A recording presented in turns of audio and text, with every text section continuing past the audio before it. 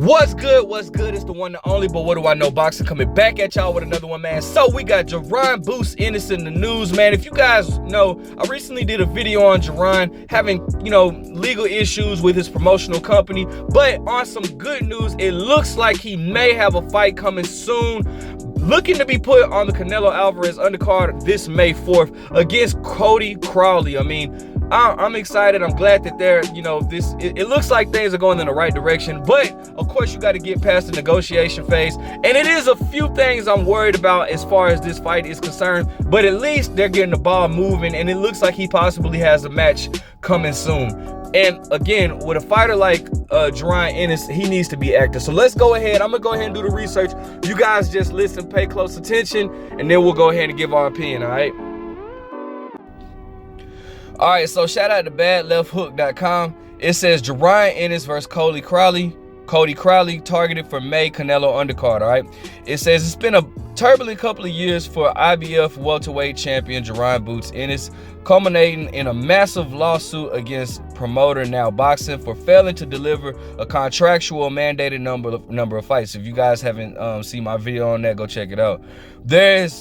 There's at least one clear point in his future, though, as Chris Mannix reports that plans are in place for Ennis to fight mandatory challenger Cody Crowley this May as a part of the next Canelo undercard. Crowley, who has the record of 22-0 with 9 knockouts, hasn't seen much action since edging out Abel Ramos last March, making 2023 his 4th year in a row featuring a single outing. So basically saying he's only fought once a year since 2019. Ennis, who has the record of 31-0 with 28 knockouts, father and trainer Bozy alleges that Crowley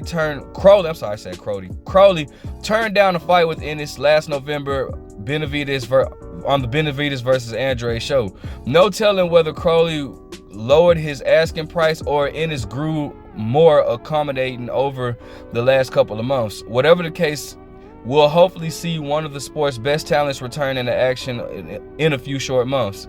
Crowley isn't as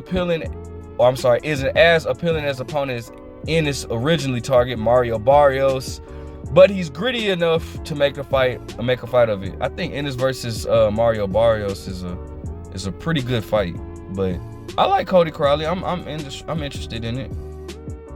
All right, so this next article is by BoxingScene.com. You just got to do your research and dig into everything. But so shout out to BoxingScene.com. It says Boxing Scene has learned that the IBF has ordered the unbeaten welterweight titleist to next defense title versus Cody Crowley. They made a mistake there. The two sides were actually summoned to enter a 30-day negotiation period a 30-day negotiation period beginning on January 31st. IBF welterweight champion Jaron Ennis was promoted to champion on November 28th, 2023. His mandatory defense is due on or before March 28th, 2024. IBF Championship Chairman Carlos Ortiz stated to representatives for both boxers in a letter obtained by Boxing Scene. The leading available contender is number 3, Cody Crowley. Negotiations should commence immediately and be concluded by March 1st, 2024. If you are unable to come to an agreement for this bout within 30 days, the IBF will call for a purse bid. Ennis is represented by his father and head trainer Derek Bozy Ennis. Given his current lawsuit with the estranged promoter Now Boxing Promotion, TGB Promotions Tom Brown was named as the point of contact in negotiations for Crowley. So TG looked like they'll be in negotiations with Tom Brown, who represents Cody Crowley. The mandated fight flew well under the radar, particularly as the sanctioning body ordered what was supposed to be a final eliminator bout between Karen Chulakazuka, which the guy that basically was, moving a lot and, I don't want to say giving Ennis issues, but it wasn't in his best performance. and Harry Scoff, who has the record of 13-2 with 3 knockouts. That's crazy. As Boxing Scene previously reported, Wazerman Boxing won a recent purse bid hearing to gain promotional rights. It is believed that Philadelphia's Ennis, who has the record of 30-0, 28 knockouts, was settled to a voluntary defense, but he instead locked into the order fight. Per IBF Rule 9C, both participants are required to honor the order title fight to avoid disciplinary action handed down by the sanctioning body. Any fighter who abandons the purse bid process or does not honor the outcome will receive a demotion in the rankings plus a 6-month probation period where they cannot participate in an IBF sanctioned fight. Ontario's Crowley, who once again has the record of 22-0 with 9 knockouts, is the number 3 ranked contender with the IBF. The first 2 spots are vacant. In common practice for the sanctioned bodies, in the absence of a qualified mandatory challenger through a title eliminator. The 30-year-old southpaw, who trains in Las Vegas, has not fought since a 12-round majority decision over Abel Ramos last March 25th at the MGM Grand in Las Vegas, Nevada. The win saw Crowley advance in the rankings with the WBC, who sanctioned the bout as a title eliminator. That's why it's so confusing, because Cody Crowley is ranked high with the WBC. I wonder if he's going to go forward with this. Little movement came from Crowley's career after that. He's fought just once in each of the past 4 years and has publicly expressed frustration over the lack of notable opportunities. Interestingly, his name was attached to the rumors of a potential bout versus Ennis last November 25th on the David Benavidez Demetrius Andrade undercard.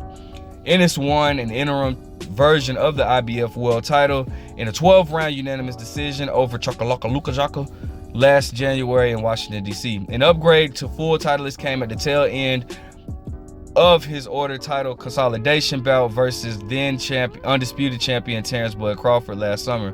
Crawford informed the IBF at the end of the negotiation period that he could not move forward with the bout due to a contractually bound rematch with Errol Spence. So for y'all that are saying that he was ducking Ennis, that's not true. IBF proceeded to strip Crawford of the belt, which left Ennis as the recognized major title holder. Ennis last fought in the 10th round technical knockout over Roman Villa, who had the record of 26 and I think he has the record of 26-2 now. He had the record of 26-1 with 24 knockouts. Topped the July 8th Showtime card at the Boardwalks Hall in Atlantic City, New Jersey. All right. Now, this is a good matchup, and I feel like a matchup that Jaron Ennis definitely has the advantage in. I feel like, but the only thing that I'm worried about is Cody Crowley being ranked so high with the WBC. I'm not 100% sure that he'll take this opportunity, but I sure hope he does, because this is a good fight, man. More so for Jaron Ennis, man. And I want to see good names on Jaron Ennis' resume, man. So I would love to see this fight. Of course, you know, Jaron Ennis is definitely looking to take over the welterweight division, and it doesn't seem like anybody's really in a rush to fight him. So I take my hat off to Cody Crowley if he should he take this fight.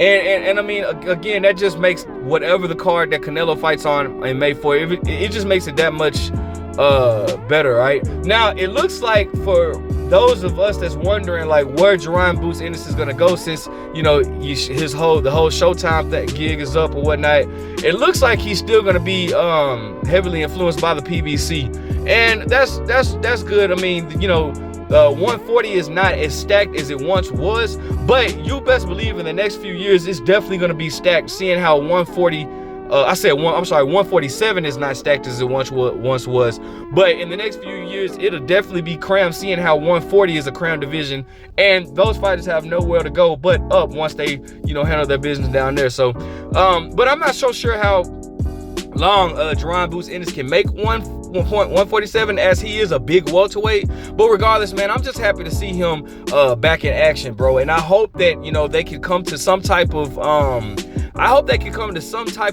agreement in negotiations. But if they don't, I know for a fact it'll be on Cody Crowley's side, because I mean, listen, Jaron Ennis is a dangerous fighter. But I want this man to stay active, man. I want him to fight at least 3 times this year, or well, maybe not. He probably won't fight 3 times now that he's a champion, but at least twice this year, bro. Because this dude has way too much talent just to be sitting, you know, for them not to be keeping him active. Let me know what you guys think. Make sure you guys like, comment, subscribe. Who do you see winning this fight? But what do I know?